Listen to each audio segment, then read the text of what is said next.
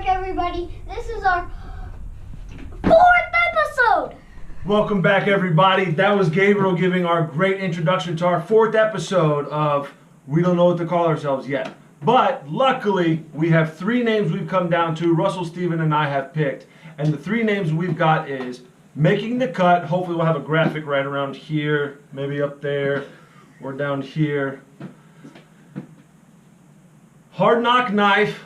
And then my choice was Serenity Talk, Serenity Tips. Haven't really figured out exactly how I want to choose that name, but that's done by one person. So those are the 3 names. We'll definitely get them out there on our social media, everything that we have, so you guys can take a vote. That person that submitted that name that we choose will then get to choose one of the 2 knives that we are giving out for free. You good there, buddy?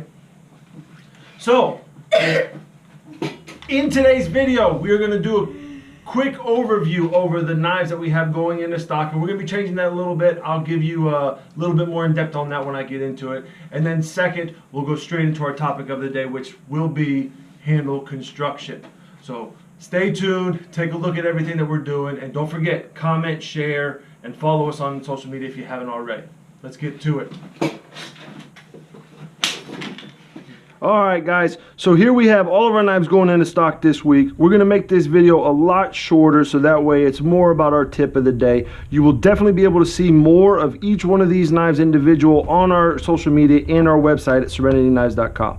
But just to kind of give you an overview, we've got 3 knives going into stock, 2 kitchen chefs. So this is our Santoku with a red curly maple. We're going to have a 10-inch European chef with a purple curly maple, and then we've got a Skinner Carry hunting knife with bone and a pommel bolster carbon fiber. Once again, everyone, take a look at our website for the more in-depth videos on any one of these knives, and take a look at our social media if you want to take a closer look.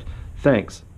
All right, everyone, now we are here for our handle construction part of our video, where we're going to basically talk about the main handle constructions we do here in the shop. Now, just to start off, there are multiple ways, multiple ways of how you can put handles on a knife, and multiple ways of how you can build a handle for the knife and the handle material to go onto the knife. I don't know if I said that in a different way, but that is basically, there's an end-all, be-all kinds of numerous ways to build handles. The way we do them is not the wrong or right way, but is the way we best feel is fit for our knives, for the construction, to make them last as long as we want them to, and to stay sturdy and strong and cutting through the life of the steel.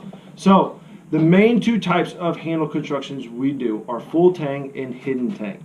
With those 2 constructions, there are various different ways we get into those. So we're going to start out with just an overview of what hidden tang and full tang is. This is full tang right here. So as we bring this up a little closer, you're going to see the tang of this knife, which is the full steel from blade all the way to handle into this knife. It is exposed, and you can see it with the handle material on here. Now this is a real simple slab full tang knife. First type of construction, simple slab full tang. So one piece of the handle material is just a slab. That's why we call it simple slab. And then full tang hidden right there with pins usually securing it in. Okay. Now, hidden tang, and we'll get into the construction of this a little bit later. Don't worry about this right now. But hidden tang is basically what you see here. There is a tang of this knife. It is a very thin piece. A lot of people call it the tail. It is a thin piece of steel along it that is completely structural with this knife, hidden into this material. So you cannot see that steel in that knife anywhere into the handle. It is then brought all the way down. Sometimes it is all the way through. The way we do it, we don't do that. We'll thread it and compression fit it up here, and we'll talk about that further on. But these are the 2 main constructions we do, everyone. We're going to get more into depth on the different ways you can construct these 2, and we'll go from there. So, we just saw single slab. That's real easy. We do this over and over again, and the real benefit here is if you get a really beautiful piece of wood like this Buckeye Burl, which is what I chose here, you get the character. This is stabilized like we've talked about before, but this is also the natural color of this wood. And Buckeye Burl has some beautiful different variations of the natural wood color in here. But this is simple slab, everybody. The next thing we're going to go to is slab and bolster. So slab and bolster, so you still have a primarily large area filled by a simple slab, but then you have this bolster area up here, which is usually a very different wood or material than what this is. So you have mesquite and carbon fiber here, great contrast. This is a pretty one with aesthetic bolster. It's not metallic, so you're not adding weight, you're not adding strength, but you're really adding a really nice complement to whatever your handle material is. So number 2.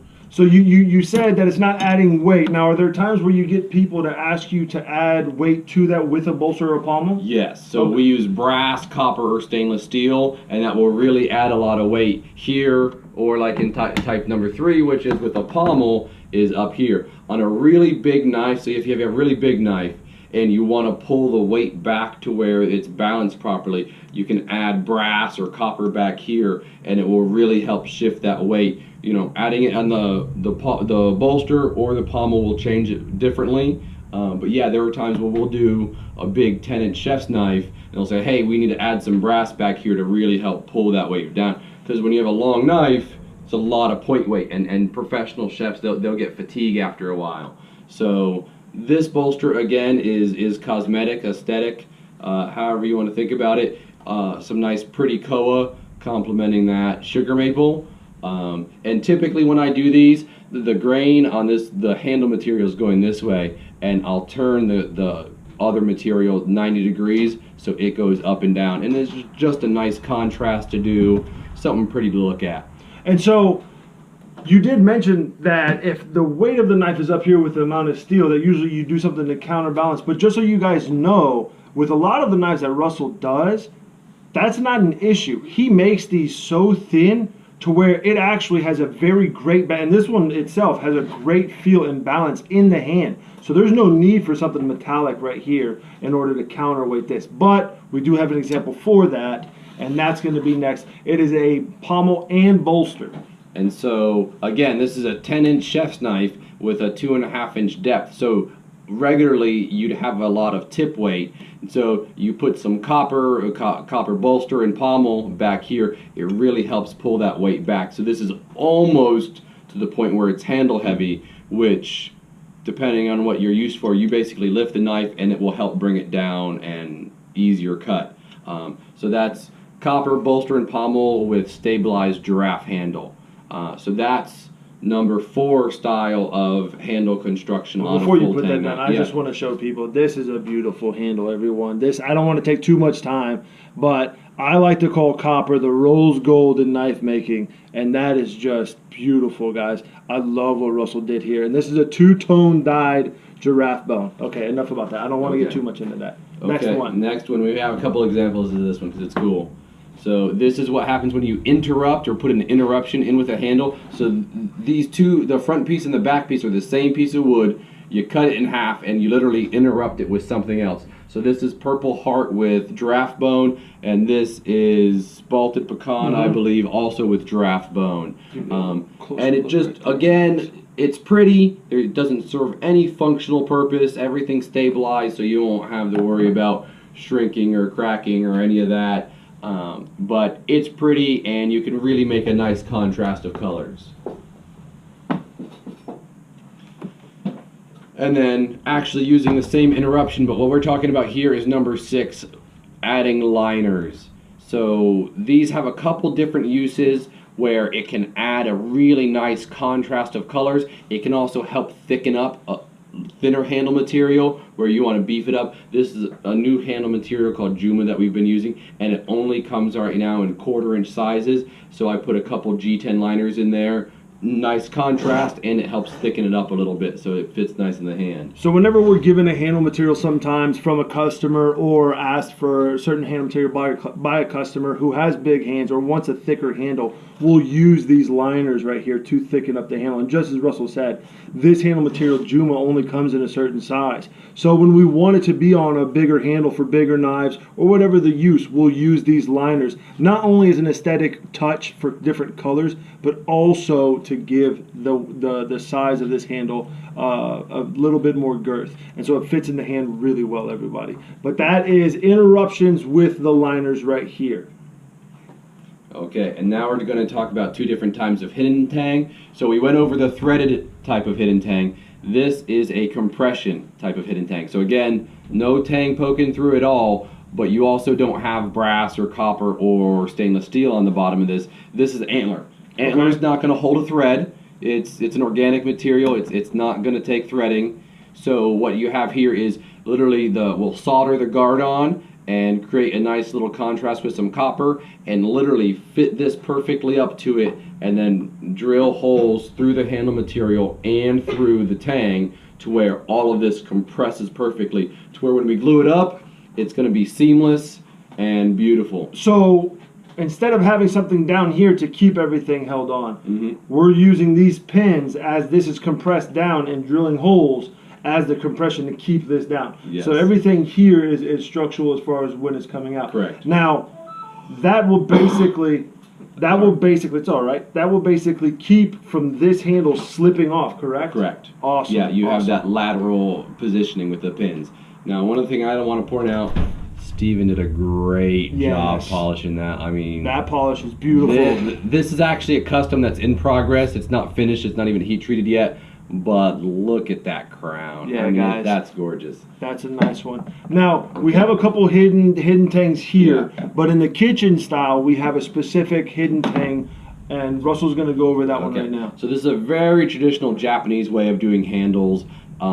We actually put pins in it still. Traditionally, you wouldn't have those. But we like the way we do things. Traditionally, if they don't use pins, though, how does that handle stay in there? Excellent question. So typically, they would actually burn these in. A lot of makers, even in Japan, have gone away from that and are epoxying them in now, which modern epoxy is amazing, but I still like having the lateral stability of having the pins in there. This handle's never coming off.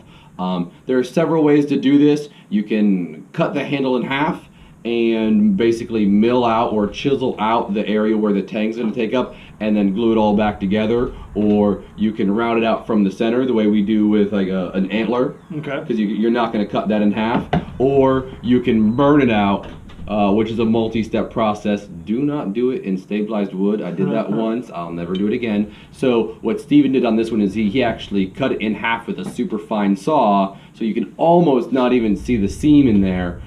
Chiseled out where the tang would take up, and then glued it all back together with wood glue, and then epoxied it back together with the pins in there. And so what you get is you get this very traditional style wah handle is what they call it, and traditionally they do have this bump in it, and it just offers a really nice grabby surface, and it's nice, it's classic, and it's really clean and elegant looking. That's a wah handle. So last thing on our hidden tangs is going to be a construction that we kind of add to certain knives, and this is mainly so that way when you have hunting knives, any kind of knife that you could possibly do any kind of stabbing with, you need some sort of guard, and this guard is going to prevent your hand from slipping up if you were to stab, that this hand does not slide into this blade. And that happens a lot with daggers, everyone. So there's a main reason why we came up with guards a long time ago for that purpose, right? Yeah, and it's called a guard for a reason. It is literally guarding your hand from the front of that edge. Because you go to stab something, you go to slice something, and it slips. Without that, your hand can literally slip onto that edge, and your day is ruined. So yeah, and you'll see on a lot of fighting knives, they have guards that are full. They cover both sides, so you can't even choke up on it, which decreases its effectiveness for some things, because with this one, you can still choke up on that and use it for utility work, hunting, skinning, etc. Where if you had a bar, equal, if this were a symmetric guard, Okay. you couldn't choke up on that. It would Right. literally be sticking up in your hand, very uncomfortable. So I like my hidden tang guards to be nice and low, almost to the point where there's no gap between the tang and the top of that guard. I like it. It's comfortable, and it's also super functional for either use. And just before we wrap up this video, guys, to give you kind of to touch y'all on our guards here, there's no set of already pre-made, pre-drilled guards that we buy and we just pick out and just slap onto a knife. Each one of these guards on any knife that it's made for is specifically made for that knife. It's never duplicated in any kind of series. So this started out as a piece of just straight brass.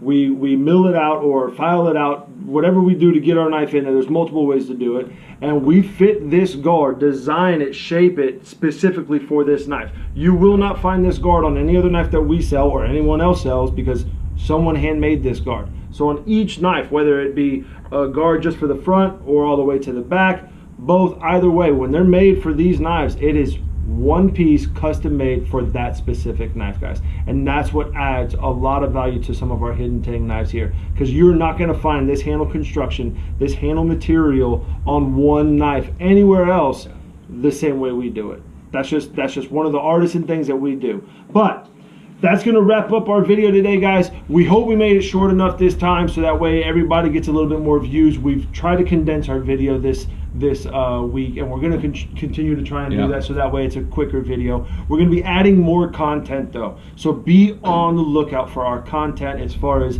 the knives going into stock, which they'll definitely have their own individual videos, which we started last week. Right? We're also going to be getting into depth more on some of the conversations we've already had. Handle construction, stabilizations, different things, how we actually make a custom knife. We've got a whole lot of things going in the works. Lots of ideas. So please be patient, continue with the commenting, continue with the following, sharing. We love it, we appreciate it. And don't forget to vote for your favorite name for the segment. We have no idea what it's going to be. We'll see. We don't. We have 3 names. Once again, we'll try and edit it in here somewhere. But bing, bing, bing. That'd be awesome. If you can knock that out, they're cool. Making the Cut, It's a Hard Knock Knife, and Serenitalk or Serenitips, everybody. Those are the 3/4 names that you guys can choose from. Join us next week. We'll talk to you again. We're out. Awesome.